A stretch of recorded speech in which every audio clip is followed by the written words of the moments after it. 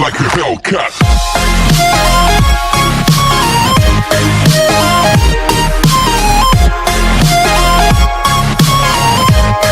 یہ میری خوش قسمتی کہ میں حضور کا امت ساری زندگی اس کا شکریہ ادا کرتا رہوں تو کہ شکر ادا. ہم حضور کی امتی نبی انتظار کرتے رہے, نبی منتظر رہے.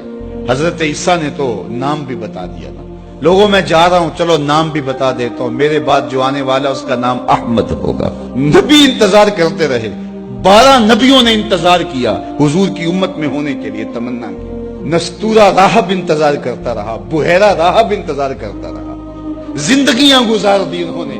سلمان فارسی کی کہانی سن لو, مجوسی کے بیٹے تھے, حق کی طلب میں نکلے, باپ نے گھر سے نکال دیا. ایک پادری کے پاس جا کے رکے, زندگی بھر اس کی نوکری کی. جب اس کا آخری وقت آیا اس نے کہا میری تدفین کے بعد غموریہ چلے جانا, وہاں کا پادری خدا رسیدہ ہے, تجھے اس سے کچھ مل جائے گا. کہتے میں وہاں سے غموریہ آ گیا. پھر اس پادری کی ساری زندگی خدمت کی.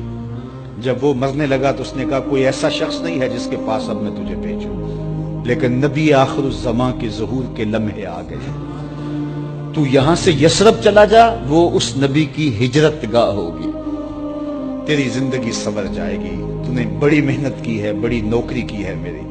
کہتے میں نے اس کو کہا کہیں ایسا نہ ہو میں دھوکہ کھا جو مجھے کوئی نشانی بتا دے. اس نے کہا 3 نشانیاں, ایک صدقہ نہیں لے گا, دوسرا ہدیہ رد نہیں کرے گا, تیسرا 2 کندھوں کے درمیان مہر نبوت.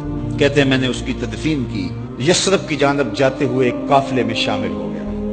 انہوں نے مجھے پکڑ کے اپنا غلام بنا لیا, لیکن میرے پہ مہربانی یہ کی کہ مجھے بیچا جا کے مدینے میں. ایک یہودی نے مجھے خرید لیا, میں اس کے باغ میں گوڈی کرتا تھا, کام کرتا تھا, کھجوریں توڑتا تھا, لیکن میں انتظار میں تھا کہ کبھی وہ نبی آخر الزماں آئے تو مجھے دید ہو. کبھی عرش پر, کبھی فرش پر, کبھی ان کے در, کبھی در بدر. غم عاشقی تیرا شکریہ, میں کہاں کہاں سے گزر گیا.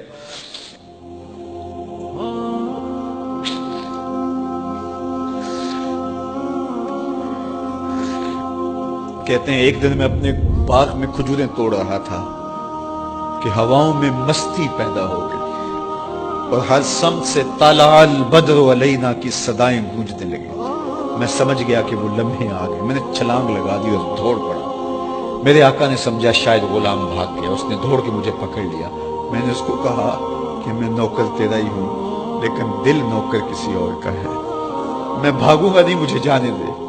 میں کچھ کھجوریں لے گیا تھا صدقے کی نیت سے, جا کے حضور کو پیش کی. آقا کریم نے فرمایا ہم نبی صدقہ نہیں لیتے.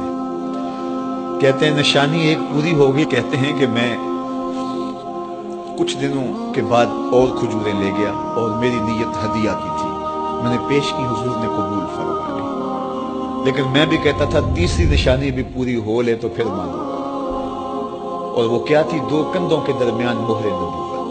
کہتے ہیں ایک دن حضور میرے باغ میں آئے اور آقا کریم نے اپنے مبارک کندھے پہ چادر رکھی ہوئی تھی اور چادر کی اوٹ میں مہر نبوت چھپی ہوئی تھی, اور میں پیچھے ہو کے دیکھتا تھا. اور میری آرزو یہ تھی کہ کوئی تیز جھونکا ہوا کا آئے اور چادر ہٹ جائے اور میں مہر نبوت کی زیارت کر لوں.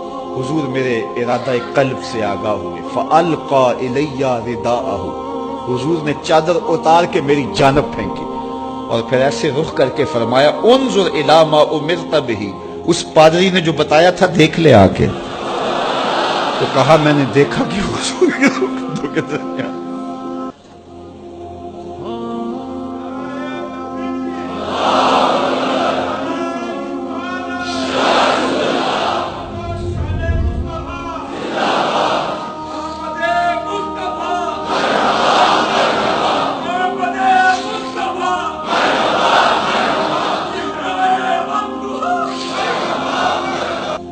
ہم نے تو کوئی انتظار نہیں کیا نا, ہم نے تو کوئی دکھ نہیں سہا. ہم سوئے تھے, مقدر جاگ اٹھے. ہمارے والد مسجد سے مولوی صاحب کو بلا لائے. انہوں نے کان میں آ کے کہا مبارک ہو, تو حضور کا نوکر بن کے آ رہا. ہمیں وہ نبی ملا جو نبیوں کا نبی.